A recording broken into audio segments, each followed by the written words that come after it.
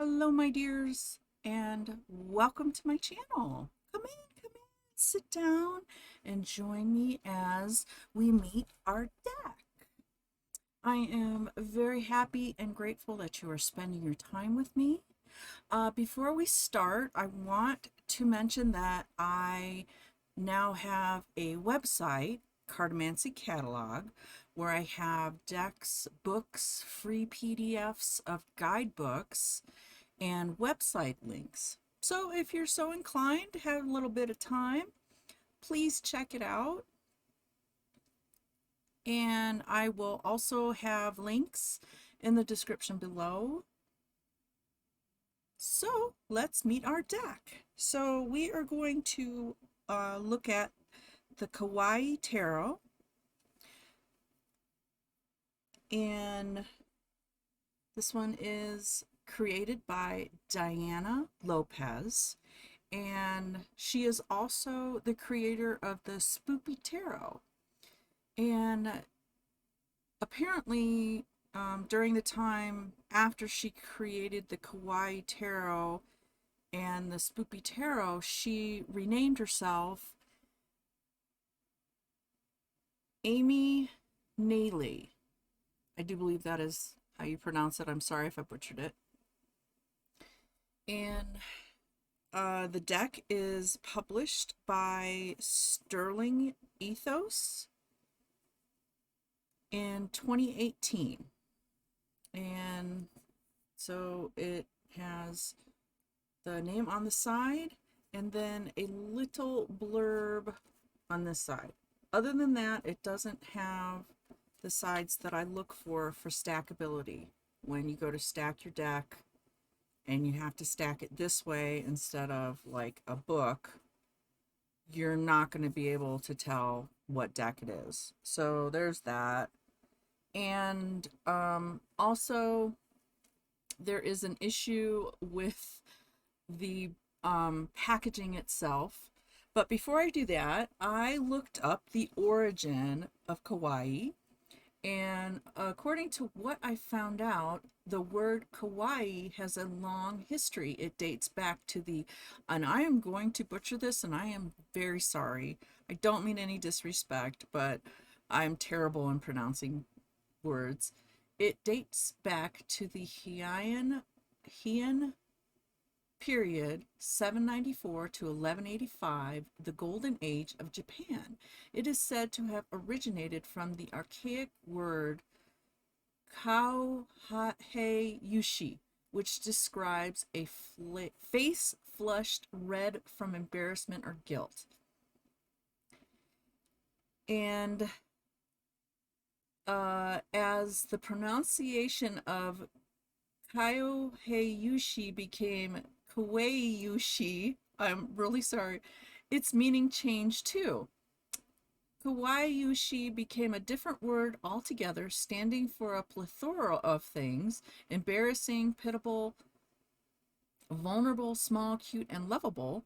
The word eventually morphed into kawaii, with its present day connotations of cute and lovable originating from the Muromachi period of 1336 to 1573. Today, kawaii is commonly written in hiragana, all Japanese characters, or in a combination of kanji, Chinese characters, and it's also note that they also mean cute or lovable in Chinese, literally meaning can be loved. Although the word has undergone many changes over time, the general idea has remained the same for a while. Anything that stirs feelings of love, protectiveness, and warm fuzzies. To quote scholar Joshua Paul Dale, kawaii is a pure feeling of unabashed joy taken in the undemanding presence of innocence, harmless, and adorable things. I thought that was a nice little tidbit because I was curious about the word, and that's pretty much what I found. So back to the deck. Um, Amy does have a website, and I will put that link below in the description. It's very cute. I have to admit, it's very cute. She has an article on the Fool's Journey, which is interesting. And she also talks about the Fool's Journey in the guidebook.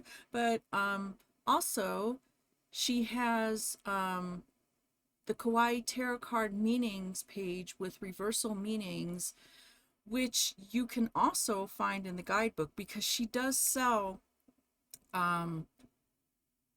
the decks by itself, and she also sells it with a printed guidebook, which is what I've got. So you can also, if you lose your guidebook or something happens to your guidebook, you can go on our website and you can get the same meanings and stuff that you could if you had the regular guidebook, which is really, really nice that you have that option, because sometimes guidebooks tear up, or you get them dirty, or so on and so forth. So that's a nice touch. So the deck retails for $14.95 in the US and $19.95 in Canada. The dimensions of the box is 7.25 this way, 5.25 that way, and the width is 1.25 inches. The package weighs 12.7 ounces, and one of the things I don't like about the packaging is, as you'll see. Now, the easiest way to open up this deck to where the cards are the easiest to get out is to flip it over to the back. And here is the back. It shows you some of the cards, little teaser. And so I'm going to flip it open this way. See, very easy. Otherwise, it's like you have it in here, and this is it's very flimsy. So you would have it like this, and it's kind of hard to get them out, as you can see, because I've got my little fat finger in there, and I don't have them all out. So with that in mind, just open them like that, and then they'll come out easy peasy. So unfortunately, you can't fit your whole deck in one side. You have to split them up. So you could, if you wanted to, just put the cards in a bag and just put them separate, but that's totally up to you. And yeah, see this, I'm not really happy about the splitting up, but anyway, so that's one thing to keep in mind. And the tarot, the book slides out. You have this little container thingy, and it will slide back in. You have to flip one of the back pages and see it slides in. And that could become kind of a pain in the butt. Okay, so, and also, if you don't have the guidebook in here, this is another thing that I did not like about the packaging, is that if you don't have the guidebook in here and you have the cards in here and you stand it up, more than likely they're going to slip out, because you have this little thing and it's not holding it together solidly. So you will have cards that come out if you're going to store your tarot deck like a book. So just another thing of note. All right, so let's check out the cards, and I do have my measurement card, which is from the Rider Tarot deck, and this is to give you a visual of the size of the cards. So we'll start with the Fool, and they are small. So as you can see, this card is 4.5 inches up and down, 2 3/4 inches across. So the card is 3 3/4 of quarter and 2.5 quarters across. So yes, they are very small, very small cards. All right, so we will go through the deck now, and on the back As you can see, you will not have any reversal heads up because some cards will have um, the design just on one side. It's just this way. There's no, like, you have the star on each side, you have the green.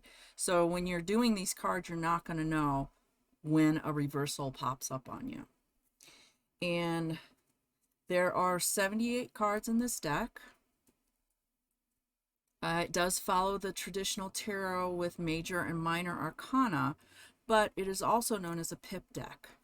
And if you're unfamiliar with a pip decks have been, I mean, I recently learned about it myself. I didn't know that pip decks were a thing until I started researching this deck. And I was like, what is a pip deck? So apparently pip decks, they focus more on numerology and suit meanings than illustrations. Whereas you will have cards that have all of these illustrations that you can decipher signals, not signals, but I can't even think of the word, but there's more deeper meaning to the cards. So you'll see as we go by. And one thing of note is that there is a misprint. And I don't know if they did it intentionally or they don't know about it, but I'll show you. But the Nine of Wands only has 8 wands on the card. And the card suits are the cups, follow cups, pentacles are star coins, wands are stick candy, lollipops, candy canes, swords are swords, and the court cards are people's heads. So it's pretty basic. All right, so I'm going to go ahead and go through the deck. And as you can see, minimal illustration.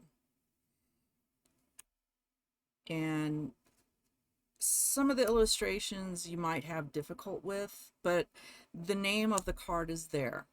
It gives you, you know, 4 in the Emperor, and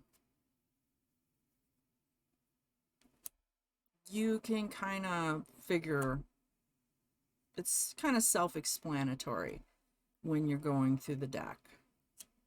That's cute, little hermit.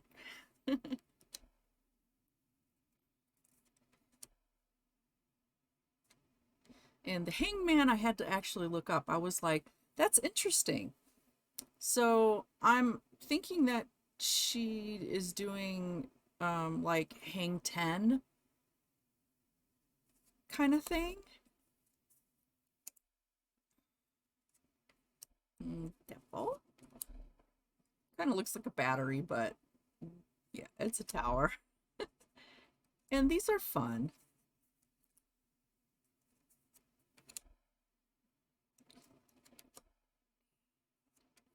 And like I said, these are the pentacles, which are star coins. And you have the different star coins. And beginners, I think, can work with this. It may take them some time. And you have your guidebook, like always, which is a good help. And intuitives, it all depends on what kind of intuitive you are.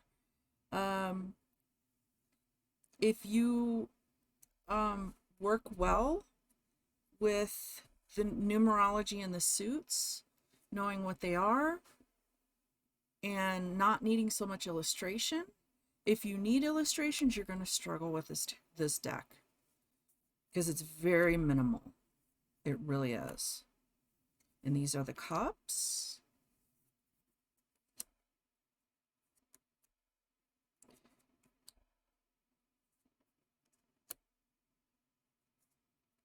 And we got people.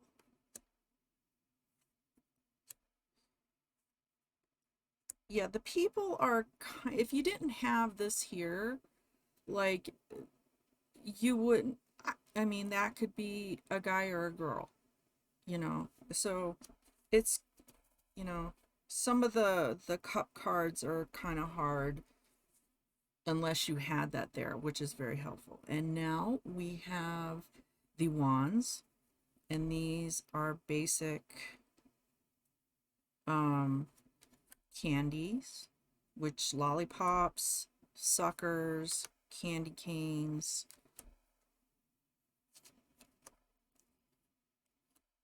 And this is what I'm talking about. So it's the 9 of wands, but 1, 2, 3, 4, 5, 6, 7, 8. There's only 8 wands. So you'll have to follow the number because they misprinted that. And you've got your people as well. And then the aces, swords, they stuck to that. She stuck to that suit.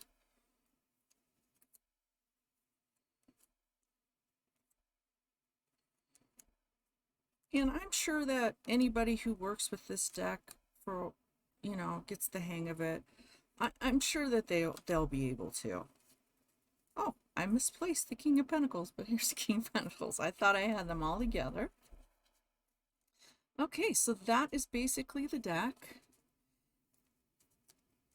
And the deck width is 1.25. 1.25 is how thick it is. All right. Oh, cardstock. Cardstock. It reminds me of regular playing cards. I think it's about that size. Okay, and it's kind of glossy, like the material you'd find in cards. Okay, so if you're going to shuffle this way, very smooth. I have no issues with it. If you prefer to shuffle this way, very easy. As you can see, have no problems. I have a little bit of arthritis in my hands, so yeah, this deck is not hard for me to shuffle. So yeah, I have some arthritis in my fingers. So yeah, as you can see, I don't feel any pain shuffling or anything. So there's that. Now let's go on to the guidebook. Oh, and so you have the guidebook is as big as the page there, and you have in here your introduction, your tarot spreads, major arcana, minor, and final thoughts. She gives you an introduction. She goes into background as to how she got started, and just an introduction to her deck. And she kind of goes into about the deck. And I like to read the introduction because it gives me a kind of like an insight into how I like to understand what they were thinking of when they created the deck. Now, some people don't want to understand, they don't like to use the guidebook because it kind of biases them. It kind of, they want to see the deck and not look at the guidebook and just interpret the cards for themselves, which is not a bad thing. I mean, but I like to understand the reasoning behind the deck and why they felt the need to create it, and so on and so forth. So then she goes into the element of tarot, basically how she sees tarot and how she thinks it was, how it works with people and stuff like that. And then you have your past, present, future spread. And then she goes into reversals. And you can include them into your readings or you cannot. It's a personal choice. And then she goes into the major arcana. And she goes into the Fool's Journey, which I would recommend any beginner read about the Fool's Journey, because it will help you understand the major arcana so much better. Like, for example, the Fool is all of us. The Fool is excited to go on a journey, sometimes so excited she doesn't watch her step. The major arcana are the Fool's Divine's journey, as opposed to day-to-day life, which is the minor arcana represent. Because the major arcana are the major cards. The minor arcana are the lesser cards. So card 0, the Fool. Let's start at the beginning. The Fool is excited to go on his journey, not aware of the risks and downfalls coming to him. The Magician. The Magician is the Fool's teacher and sparks her inquisitive nature. The High Priestess. The High Priestess is another teacher who implores the Fool to use intuition before jumping into situations. The Empress. The Empress is the Fool's mother figure and creator. And she goes into explaining how the Fool, when coming into contact with each aspect of the journey, it tells them what happens with each card, which is great, because it makes the cards so much more sense. And she goes into the suits and gives meaning for the different suits.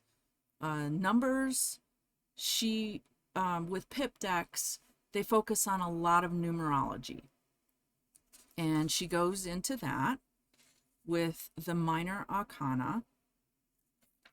And then the court cards, goes into a little bit of explanation with that. And then she goes into the colors that she used to represent the different elements in the deck. And then she goes into tarot spreads. She does a 1-card spread, a 3-card spread, the elemental spread. Have you ever felt like you had a problem all figured out and yet couldn't get rid of it? That one goes into that one. And she does add a nice different 3-card spreads, because the typical 3-card spread is always past, present, future. And I like this, that she's added these options to do a 3-card spread other than that one. It's nice to have different choices. Then you have the week ahead, and then you have the Celtic Cross. She goes into that. That's a popular spread as well. And then she has the Romany spread. This is a 7-column. My goodness, I'm struggling. I am so sorry. Is a 7-column, 3-row grid of 21 cards. And this is basically just an open-ended. It has, the first column is the self, your home, your hopes and fears, known factors, hidden factors, short-term future, and long-term future. And this, she says, is a common spread for this. There's all different things, but it's nice that she adds a lot more spreads. Now here, I think until the end is your basic meanings. And she has the picture of the card, and then she has the regular, and then she has the reversed, which is always nice. So from this point on, basically you'll have the different cards, and she puts a little picture at the top, which is really nice. And the guidebook is 100 pages. And she also has this part of it on her website as well. So like I said, very, very nice. And you can go on her website, and it easy peasy, minor arcana. It's nice how she gives you she'll give you the 3 little words right there for it. And yeah, it's really nice. And then you got your people, your peeps, And so you get the idea about the guidebook, and it's very short, and she gives you final thoughts, and she just kind of gives you a little bit of encouragement, and wishes you good luck. So that is the end of the guidebook, and let's do a little bit of a shuffling and pull a card.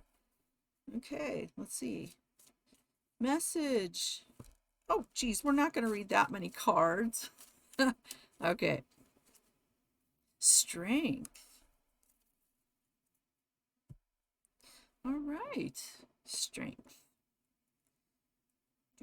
Strength. All right, so strength. Courage, calm, compassion. Strength is quiet. It is dealing calmly with frustrations when what you really want to do is lash out. It's molding situations over time, knowing that you can endure. It's love and forgiveness. Okay. This card can serve as a compassionate reminder not to give up, although your circumstances may be wild and out of control. After the Fool meets the Chariot and hears the message of power through self-direction, she goes forward in her journey with absolute uncompromising victory in mind.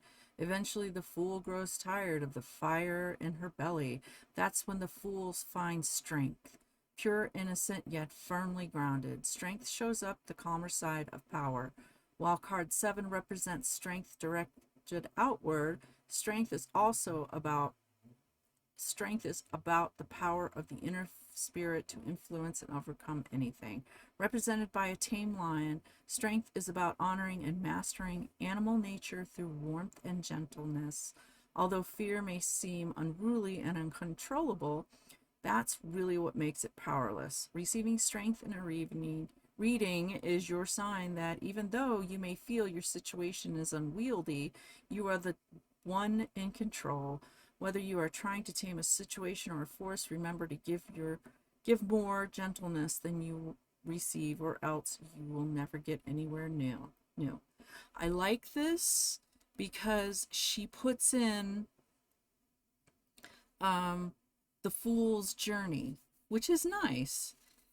And usually the strength card in the traditional tarot has a lion and a woman who is taming the lion. The lion is gentle, so she has gone that route with the strength card. So, like I said, my thoughts is if you're a beginner, could be a good start for you. Intuitives, depending on the route you take, could be difficult for you as well. If you rely on the symbolism and the delicate images that tell you things, that as well. And like I said, I printed this paper out. So pip decks focus on numerology and suits, and if you can find a paper on pip card meanings for tarot, it'll give you each number and the keywords, and that could help you kind of figure out more of how to read it. So if you want to, look at that, hopefully you can see that. But yeah, that's what pip decks mainly focus on. And so I do believe that is everything I have about this deck. So let me know in the comments what you thought about the deck, likes, dislikes, and any feedback you have on this video, and any deck you'd like to see in a future video. Just drop it in the comments below. And if you like this video and how I'm doing my videos, just buy me a coffee, like, subscribe so my channel will grow and I can reach more people and help them to decide if a deck is something they're wanting to buy or not. And click the notification bell so you can know when I release a new video. And once again, thank you so much for spending your time with me. You didn't have to. And if you made it through the video, thank you so much again. And I do hope that you will join me in a future video. And until then, take care and goodbye, my dears.